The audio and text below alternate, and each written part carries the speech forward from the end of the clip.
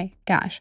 I have not heard the Toke It Out theme song in 2 months, and it just got me so lit. I'm so excited to be here. Hi, guys. I'm Maddy Tokes. Welcome back to Toke It Out. Welcome to season 2. We made it. Look, mama, we made it. Okay, so, um, welcome to season 2. I have not recorded since mid-November, to give myself a little mentee break. I was gonna say mentee B, but that I didn't have a mentee B, I just had a mentee break. And, so I'm so happy to be back with you guys. What am I toking on today? I am toking on, let's see if we can get it in. Oh, hell yeah. Okay, so it's the MKX, Geeked Bar. It's not nicotine, it's, distillate THC. The Libra Lychee? Girl, this Libra Lychee is freaking she tasty. I'm gonna cough a bunch, but I have to hit it. I'm so sorry. It's stuck. Okay, hold on. I'm already coughing. Cluttered table. Sheesh. It's so douchey to say that. Sheesh. But it is so. I know I'm like coughing, but it is so good. So, welcome to fucking 2026. You made it. I made it. Not sure how we did it, sis, but we did. We made it. Look, mama, we made it. Yeah. Okay, so 2026. Today we're going to be talking about black cats because I was trying to think of a topic to bring in season 2 that would like really embody me, and I thought nothing else but cats. So, we're going to talk about black cats, specifically the history and a little bit of their lore around black cats. Toke It Out is not the deepest dive that you could ever do. So, do know that when you're commenting on my videos. This is surface level. We're toking it out, babe. We're that's puffing, I guess. We're kissing. We're kissing the blizzy.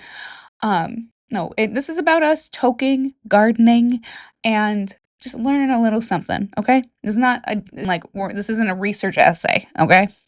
I did enough of those in high school and college, so I won't be doing any more. Not for pleasure. Okay, anyways, I gotta shut the fuck up. 2026 is a 10-year, and we get that by adding all the numbers 2, 0, 2, and 6. That equals 10. So it's a 10-year.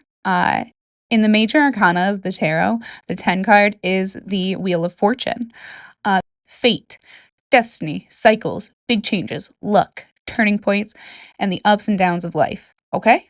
I'm hoping some of this is resonating with you guys, so feel it deep, feel it intuitively, if it's hitting. If it's not, skip ahead a couple minutes and we'll talk about cats. No problem, baby. The imagery on the card itself is a large wheel with cryptic symbols, often figures of a sphinx.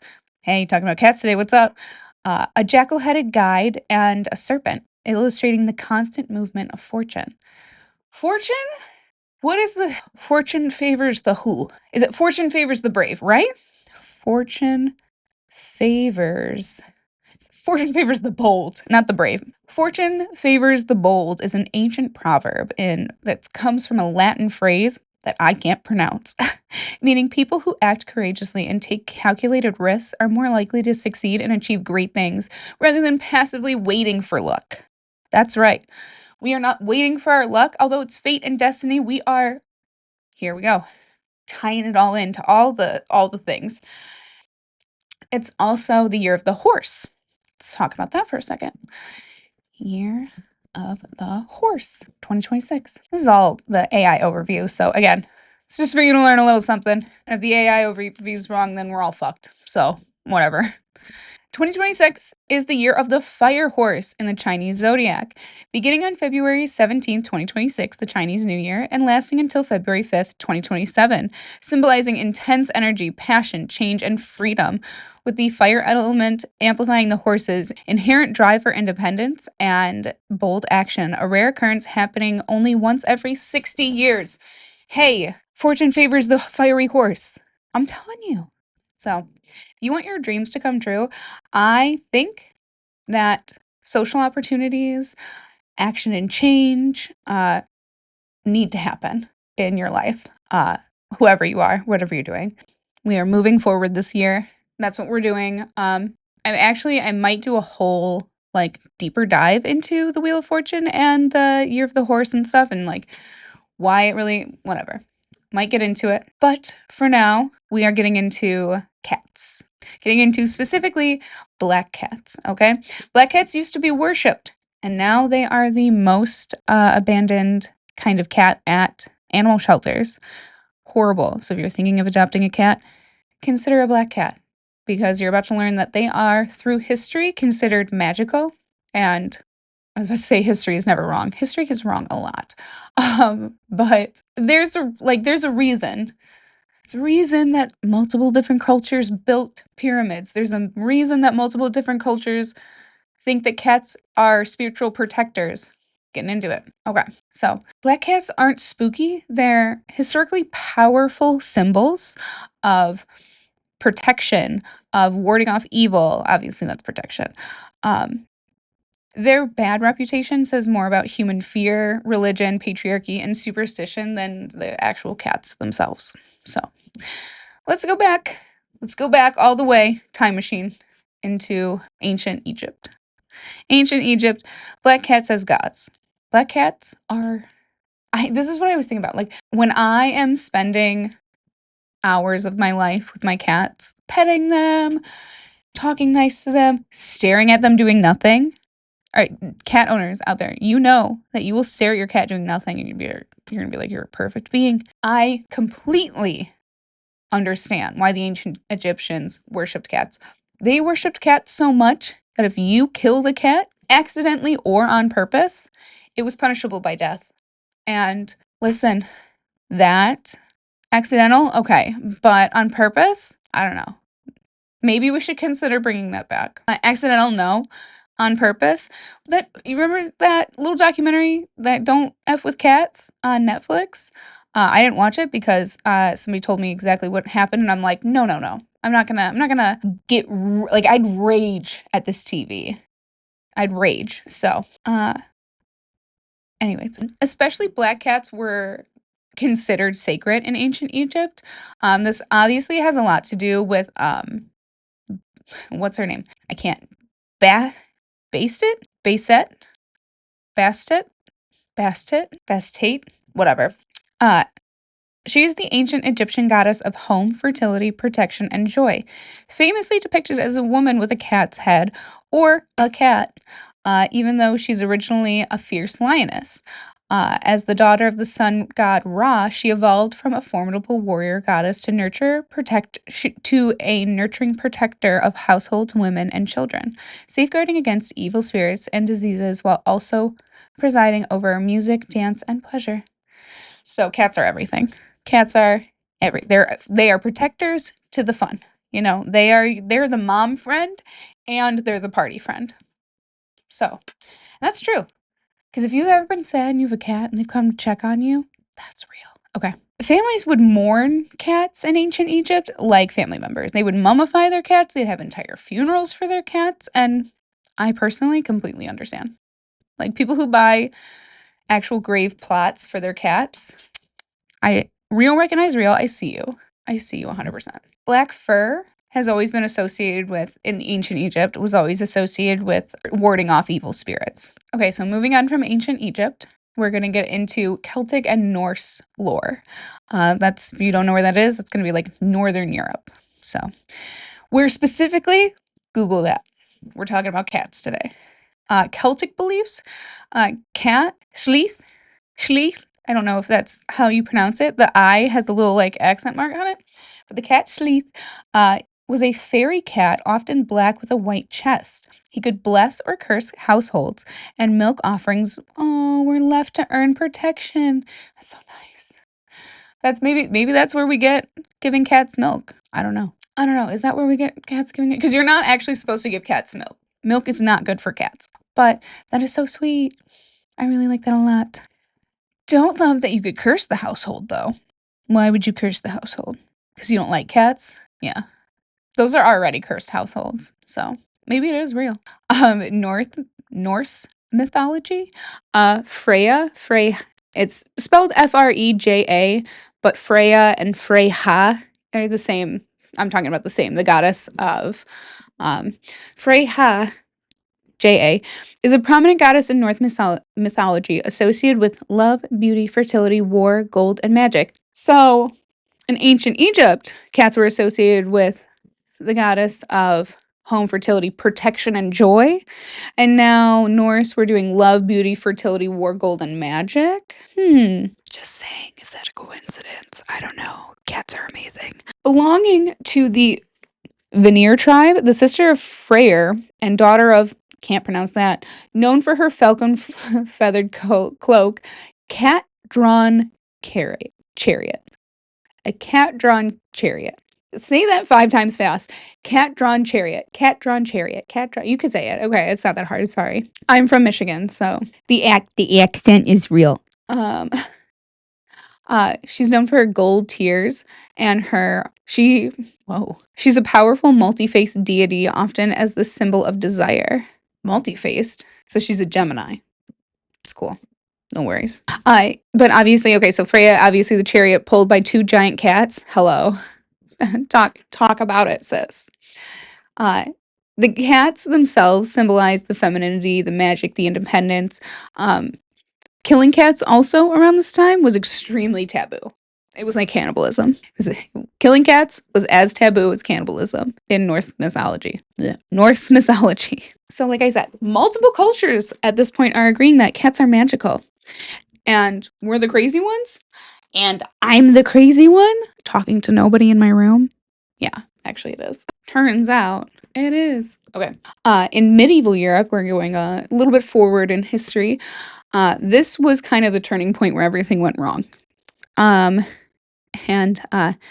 Why? Who would have guessed? It's the rise of Christianity. Who would have guessed? I know I've got crosses on my nails, but the rise of Christianity was probably one of the worst things to happen to people. Listen, it's not one of the worst things. It's the way that the rise of Christianity was brought about was some of the worst things that have ever happened in history, in my opinions. All of a sudden, cats were seen as like demonic pagan beings. They were a symbol of women and independence. So that obviously had to go. We're not doing that with Christianity, because as you know, Christianity is patriarchy. And yeah, sorry. Christianity is patriarchy. Okay, change my mind. In the comments, bring it. Change my mind. Black cats became obviously witches' familiars.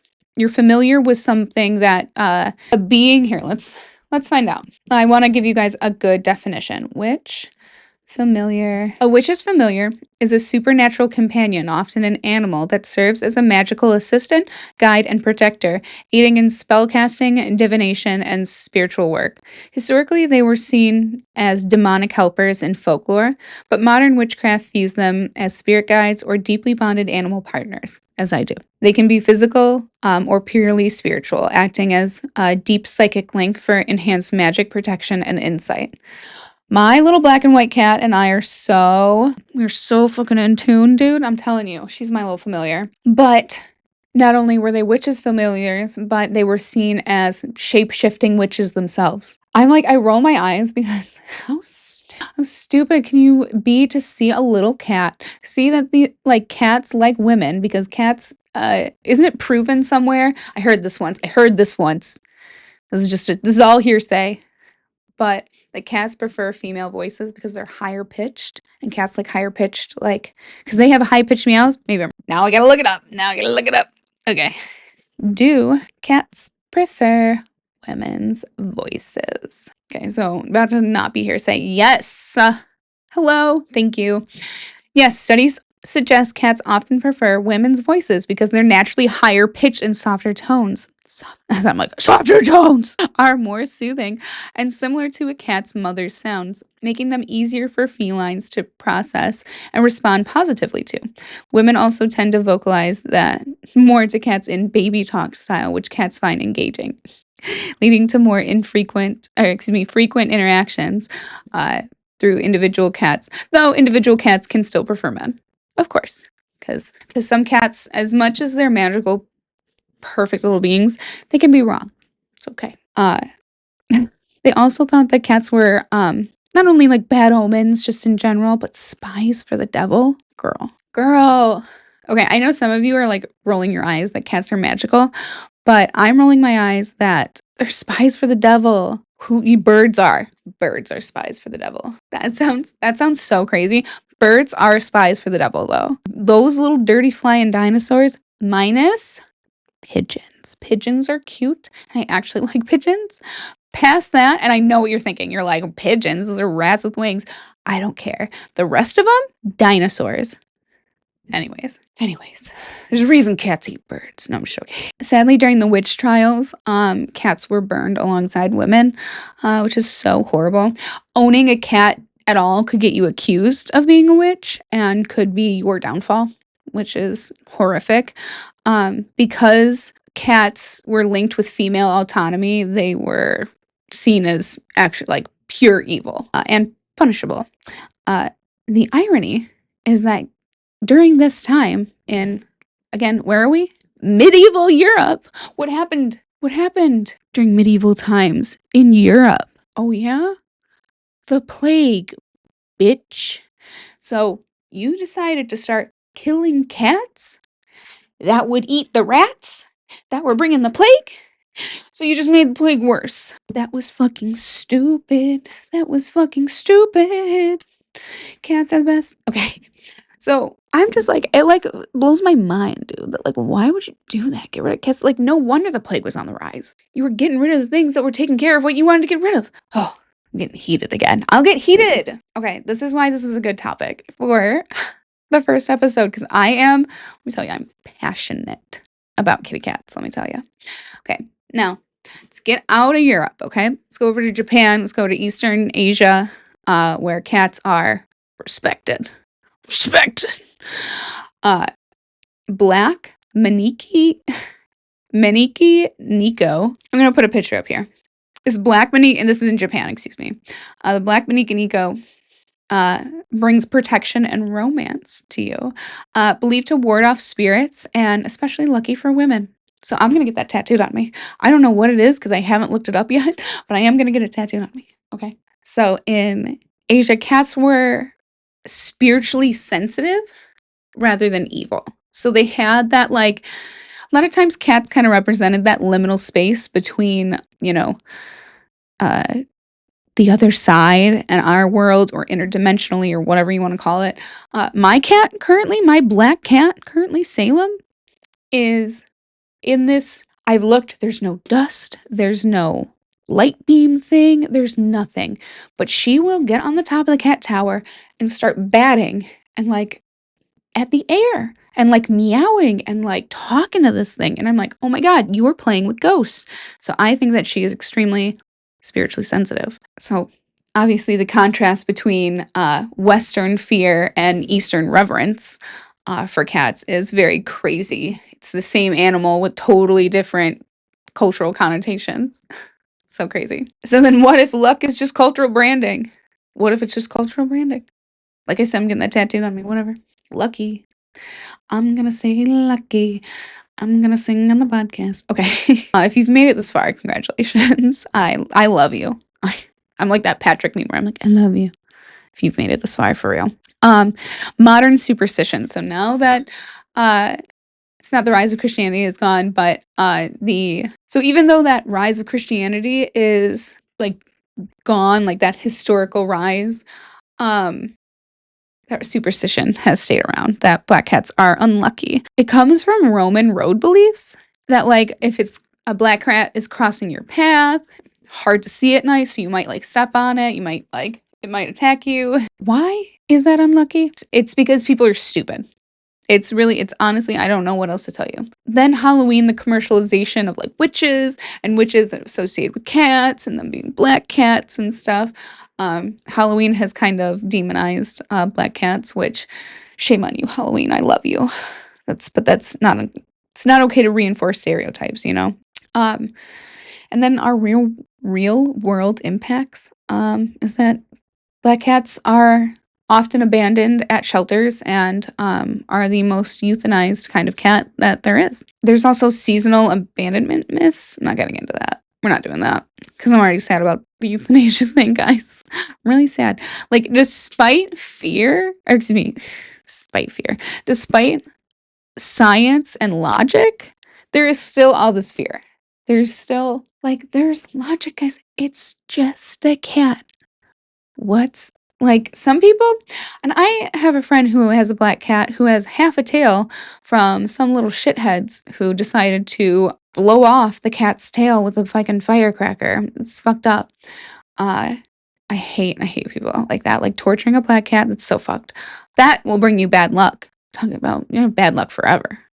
Never getting out of your bad situation if you hurt a black cat. I'm telling you. Don't test it either. It's very real. So basically, so what did we learn today, class? That's so stupid. So stupid, I'm never saying that again. The villain arc of the black cat is human-made. Black cats have been gods, guardians, fairies, lovers, protectors, everything. They've survived religion, they've survived fear, and they've survived superstition. So take that. Black cats still survive, even though people want to hate. Maybe the real curse was never the cat, Maybe the real curse was never the cat. Anyways, guys, that's about all I have for you this week. Go listen to last year's. I am so annoying to be that person to be like, have a great new year. Anyways, see you next year, Jeremy. Whatever. Go watch last year's episodes. Go watch season 1. It's bad. It's very bad, but I tried really hard. So, as I'm trying really hard for season 2. Like, subscribe, ring that little bell, kiss me on the mouth, as Pooter Schmood would say. And I will see you guys next week. Oh, tell your weird uncle about me. Tell him all about me. I'm just kidding. Okay. I'll see you guys next week. Bye.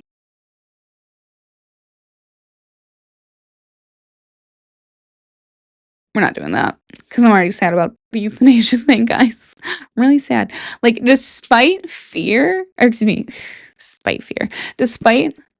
science and logic, there is still all this fear. There's logic, guys. It's just a cat. What's like some people, and I have a friend who has a black cat who has half a tail from some little shitheads who decided to blow off the cat's tail with a fucking firecracker. It's fucked up. I hate people like that, like torturing a black cat. That's so fucked. That will bring you bad luck. Talking about, bad luck forever. Never getting out of your bad situation if you hurt a black cat. I'm telling you. Don't test it either. It's very real. So basically, so what did we learn today, class? That's so stupid. So stupid, I'm never saying that again. The villain arc of the black cat is human-made.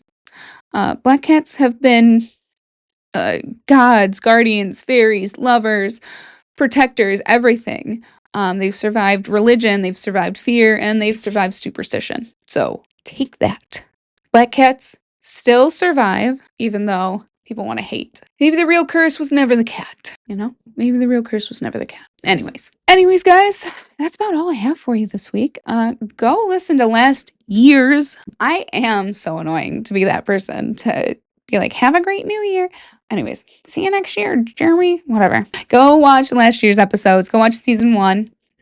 It's bad. It's very bad, but I tried really hard. So, as I'm trying really hard for season 2. Like, subscribe, ring that little bell, kiss me on the mouth, as Pooter Schmood would say. And I will see you guys next week. Oh, tell your weird uncle about me. Tell him all about me. I'm just kidding. Okay. I'll see you guys next week. Bye.